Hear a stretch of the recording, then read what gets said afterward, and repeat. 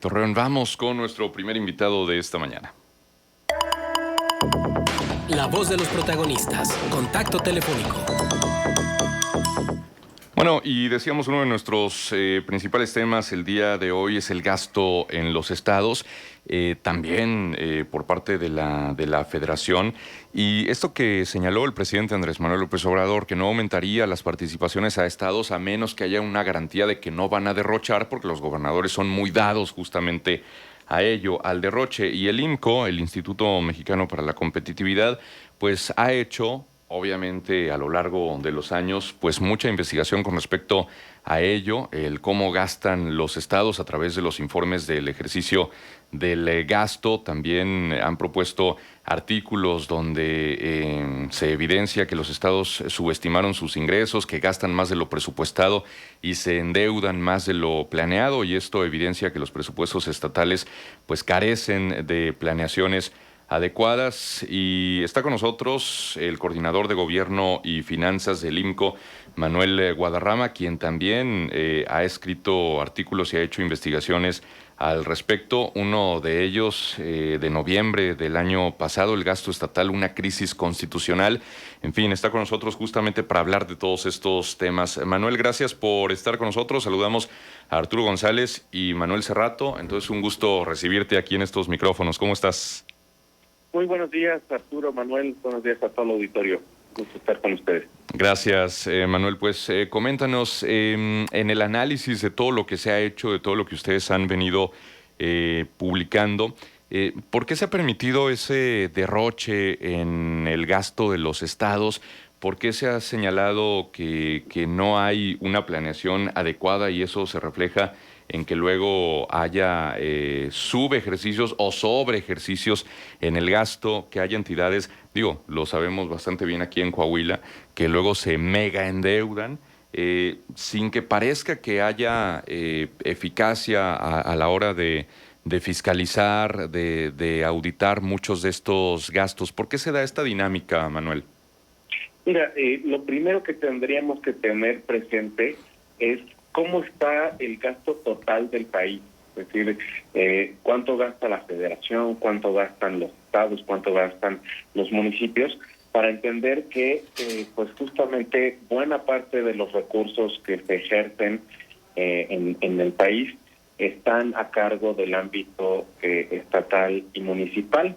Prácticamente pues es un 60%, menos de un 60% lo que se gasta por parte de la federación, 58%, y el restante, casi pues el otro casi 40%, se ejecuta por parte de los estados y los municipios.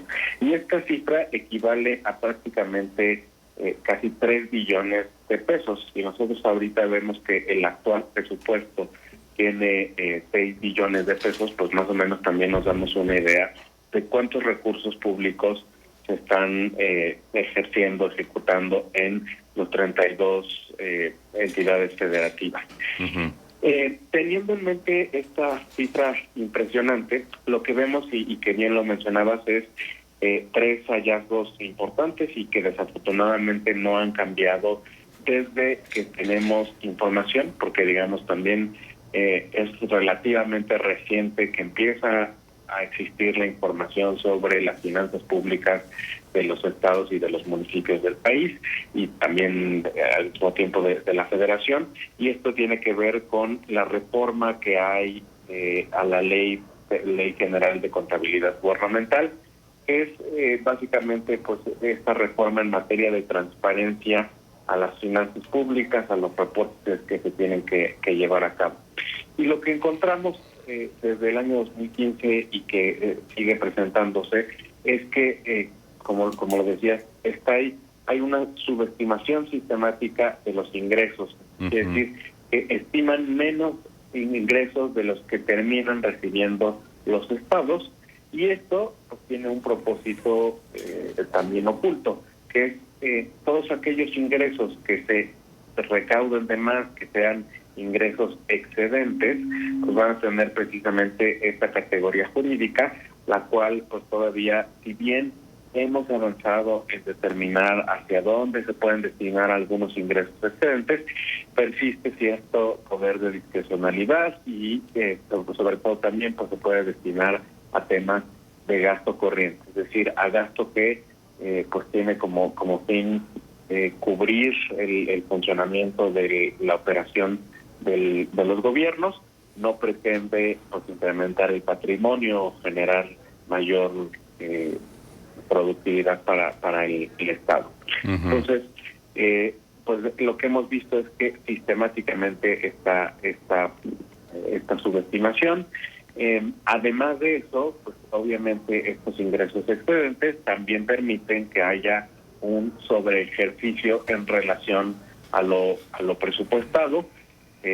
Tenemos algunos casos muy dramáticos en los donde los estados, pues prácticamente la mitad de su ley de ingresos está subestimada y por lo tanto también en la parte del presupuesto pues tienen una variación de la mitad de su presupuesto hacia arriba, de un sobreejercicio de recursos públicos, y que pues esto lo que denota, estas variaciones tremendas de forma general en los ingresos, en los egresos, denotan esta falta de planeación, una mala programación de el gasto público, y que evidentemente pues se presenten partidas de gasto que están injustificadas.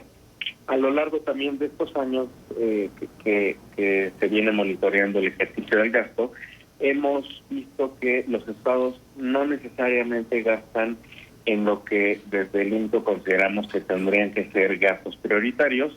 En primer lugar, la educación, la salud, la seguridad y la justicia. Y hemos visto que hay pues algunas entidades federativas que destinan menos del 30% de sus recursos a estos temas, cuando en general, en promedio, pues las entidades federativas andan alrededor de entre 60 y 70% del gasto público destinado a estos tres temas, a la educación, a la salud y a la seguridad y la justicia. Y si además vamos bajando, particularizando los análisis que arrojan los datos, los informes trimestrales y la cuenta pública, vamos a ver que hay pues ejemplos en los cuales se gastaba, por ejemplo, lo doble en sueldos y salarios, y esto pues nos habla justo del derroche que existe, porque si algo se puede relativamente pues planear para no tener variaciones importantes, son los sueldos y los salarios de los funcionarios. Sin embargo, pues hemos visto que muchas veces se ejercen varios miles de millones de pesos adicionales en temas de sueldos y salarios, o que también se incrementan los recursos destinados a los traslados y los viáticos, a ceremonias oficiales, a la realización de eventos protocolarios en los estados. Es decir, partidas que no tendríamos por qué ver que se destinan mayores recursos a los que originalmente se les asigna presupuesto, y que terminan teniendo una variación muy importante, muy superior a lo recomendable. ¿Cuál sería pues una variación ideal que pudiéramos tener?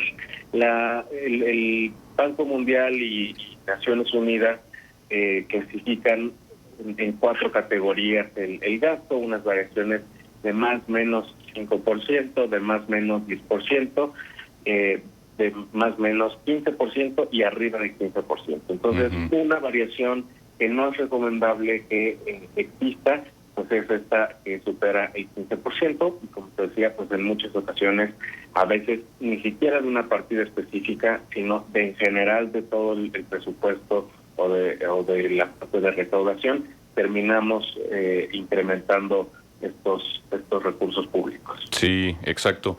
Y en ese sentido han documentado que estados como Morelos, Tlaxcala, Oaxaca, Tamaulipas, Hidalgo, Durango y Veracruz pues han excedido ese más menos 15%. En el caso de Morelos, por ejemplo, 37%.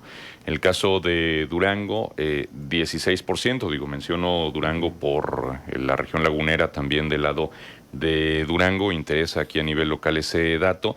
Y como ustedes señalan en sus informes del ejercicio estatal del gasto, Manuel, esas variaciones pueden deberse a esto que tú nos señalas, mala planeación, pero también incluso, y lo exponen en los artículos, simulaciones intencionales por parte de las Secretarías de Finanzas estatales en complicidad con congresos locales. Entonces ahí se cuestionaría la independencia del poder legislativo en algunos estados y también pues que tiene deficiencias en su carácter también de órgano fiscalizador del gasto público. Así es, totalmente. Los recursos públicos hay que ver precisamente de dónde provienen, ¿no? Uh-huh. Además digamos, de la parte tributaria y de lo que se recauda a través de los ingresos propios de los estados, de las transferencias, de participaciones y aportaciones, que en general, pues en promedio la dependencia de las entidades federativas de estas transferencias es importante, alrededor de 75% de los recursos, 80% en algunos casos, provienen de estas participaciones y aportaciones, pero digamos la parte importante es que son asignadas desde un inicio por los congresos, por los diputados. A nivel de la federación, pues es una facultad exclusiva de la Cámara de Diputados la aprobación y discusión del presupuesto de egresos, y lo mismo sucede en las entidades federativas. Son las legislaturas estatales las que año con año van a iniciar este proceso de aprobación del presupuesto de egresos, y en donde pues ahí tendríamos que estar viendo un cuestionamiento del planteamiento que se haga por parte de las secretarías de finanzas en las legislaturas estatales. Eso es, digamos, el inicio, la parte de planeación, programación, presupuestación. Pero también tenemos aquí después la segunda etapa, que ya es el ejercicio, control y seguimiento de los recursos públicos, en donde no tendríamos por qué esperar hasta el final del año o al año siguiente, cuando se presenta la cuenta pública, para ver estas observaciones, estas variaciones injustificadas, estos derroches, porque precisamente estas reformas que se hicieron legales establecen la obligación de informar oportunamente a los congresos, y ellos reciben trimestre con trimestre precisamente toda la información financiera, contable, presupuestal, programática, de cómo se están gastando los recursos públicos. Entonces, hemos visto casos que desde el primer trimestre hay variaciones arriba del 200% en alguna partida, y esto tendría que ser, pues al menos detectado por los diputados, llamar a rendir cuentas al ejecutor del gasto del recurso público, y en su momento, pues inclusive también detener esta ejecución de recursos que pues no estaba originalmente presupuestado. Entonces, sí vemos que pues falta este sistema de pesos y contrapesos en materia de recursos públicos. Manuel Guadarrama, te saludo. Arturo González, buenos días. Hace 20 años, poco más, cuando se dio la primera alternancia en este país, después de 70 años de gobierno del PRI, se decía y se esperaba que la transparencia fuera a resolver muchos de los vicios que se cometen en el ejercicio del gasto. La transparencia llegó, hoy conocemos más a detalle cómo se hace las inversiones, cómo se hacen las distribuciones de recursos, la aplicación de los mismos. Sin embargo, parece que faltará algo, ¿no? Falta alguna pieza en el sistema de rendición de cuentas, y tú hablas de los contrapesos. ¿Qué más está faltando en términos de estructura para evitar, o sea, si ya sabemos en qué se gasta, bueno, evitar que se siga gastando mal, ¿no? Sí, mira, tenemos todavía bastante trabajo por hacer en materia de el primer paso, pues lo que te decía es, tenemos todavía falta de información en algunos aspectos, falta de transparencia. Después de lograr tener el 100% de la información en materia de finanzas públicas, lo que tendríamos que ver es precisamente una activación por parte de nuestros legisladores y por parte también de los órganos superiores de fiscalización, que digamos dependen en este sentido también del Poder Legislativo en la mayor parte de las entidades federativas, para poder supervisar correctamente estos recursos. Sí tenemos mejoras en el marco legal, sin embargo también hay que mencionar que pues muchas de ellas han quedado todavía en letra muerta. Mencionaba la legislación en materia de contabilidad gubernamental. Y precisamente, digamos, esta ley inicia en 2008, en 2012 se hace una reforma importante y las prórrogas para terminar de implementar estos cambios en materia de finanzas públicas, del reporte de información, de la homologación, de todos estos informes trimestrales, que no solamente aplican, digamos, a los estados, sino a todo ente público del país. Son más de 7,000 entes públicos del país actualmente que existen, entonces pues tenemos que imaginar lo que tendría que implicar armonizar y homologar toda esta información en materia de finanzas públicas. Se termina en 2015 esta prórroga y lo que hemos visto es que pues no hemos alcanzado esta armonización contable. Seguimos reportando pues como cada quien quiere algunos aspectos de esta información financiera, y esto hace que no podamos dar un correcto seguimiento, un correcto monitoreo, que no sea comparable muchas veces los conceptos, que no entendamos qué es en definitiva lo que se está haciendo en cada entidad federativa. Eso, digamos, tenemos este atraso importante en materia de contabilidad gubernamental. Si también vemos lo que se hizo y se avanzó en años recientes en materia de disciplina financiera, vimos que en 2015 se publica esta ley de disciplina financiera para las entidades federativas y los municipios, en donde se establecen pues una serie de pautas sobre qué tienen que incluir los documentos, las proyecciones de las finanzas públicas, los resultados que habrá justamente que tener en materia de ejercicio del gasto, en algunas partidas específicas de gasto corriente. Se establece este monitoreo de alertas en materia de deuda pública, y que justamente vimos que también tardaron en implementarse, en llegar, y poco tardamos en promulgar esta ley, cuando en 2018 pues se hace una contrarreforma a esta ley de disciplina financiera para volver a dar un poco más de margen a las entidades federativas. A pesar de esta modificación, lo que hemos visto es que al menos los endeudamientos que se presentaron en la década pasada sí han ido disminuyendo. Ya, sí ha habido ahí una contención, digamos, ¿no? Ahora, Manuel, fíjate, hoy coincidentemente publica El Financiero una nota basada en un estudio de Corporación Latino Barómetro respecto a la percepción de corrupción, y habla de un avance en la percepción del combate a la corrupción. En 2017, el 28% de los entrevistados, de los encuestados, dijeron que veían avances en el combate a la corrupción. Ahora la cifra es del 34%. Y esto me lleva a preguntarte, las declaraciones del presidente, todo este ánimo que tiene luego de ser como la máxima autoridad, el máximo juez y el non plus ultra en todo en el país, estas declaraciones de castigar a los gobiernos que están derrochando a través del presupuesto, ¿ayudan, estorban o simple y sencillamente son indiferentes?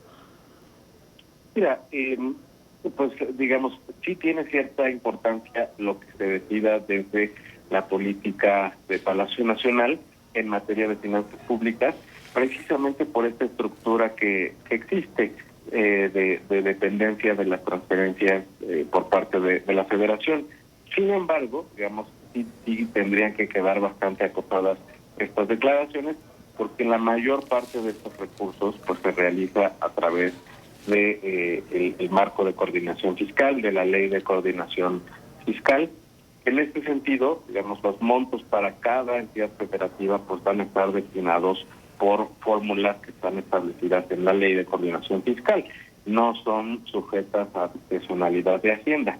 Sin embargo, hay una pequeña parte de recursos que sí queda sujeta a la discrecionalidad del gobierno federal, y es ahí en donde puede pues marcar la diferencia para algunas entidades federativas en cada año, ¿no? En materia de estas transferencias que se realizan y que pueden ser, decía, clave, porque hay algunas entidades federativas. Recientemente vimos, por ejemplo, el caso de Colima, en donde se decía, pues es que ni siquiera tenemos para pagar la nómina de la administración pública. Es decir, están prácticamente quebradas algunas administraciones. Y estos recursos, precisamente, que se pueden manejar de forma discrecional por parte de la Federación, pueden ser la clave para pues rescatar o reactivar estas finanzas a nivel local. Entonces, pues digamos, va dependiendo la magnitud en este sentido del impacto que tenga pues estas declaraciones del presidente en relación a algunas entidades federativas. Vamos a ver que hay otras entidades federativas que pues prácticamente tienen un buen balance, se presentan buenos niveles de endeudamiento, un endeudamiento, digamos, que ha sido aprovechado para detonar la industria del Estado, la industria manufacturera, y pues que tienen relativamente finanzas públicas estables. Entonces, pues ahí sí habrá que ver caso por caso justamente qué tan comprometidas están sus haciendas públicas. Muy bien. Manuel, pues muchísimas gracias por esta conversación. Interesantes los temas que nos planteas. Constantemente hacemos la invitación a la gente que nos escucha a revisar los contenidos del IMCO. Entonces, pues sumamente valioso que hayas conversado con nosotros esta mañana. Muchísimas gracias. Al contrario, muchas gracias. Estamos a la orden. Gracias. Saludos, hasta luego. Es Manuel Guadarrama, coordinador de Gobierno y Finanzas del IMCO. Mucho que seguir revisando en torno a este tema. De aquí sale la pregunta del día. ¿Quién cree usted que es más eficiente al vigilar el gasto de los gobiernos estatales? ¿El presidente, los congresos locales, el Congreso Federal o, aquí añadiríamos, organismos de la sociedad civil, instituciones académicas y demás, que también hacen una labor fundamental en ello? Ojalá que participen con nosotros, 8717110260, el WhatsApp 8717361799. Estamos en Facebook, en la transmisión como todos los días a través de la página Noticieros Grem, y estamos en Twitter en @noticieriosgrem, @artgonzaga, @manucerrato. Vamos a la pausa, regresamos enseguida. Contextos. El programa líder en la radio hablada en La Laguna. Q.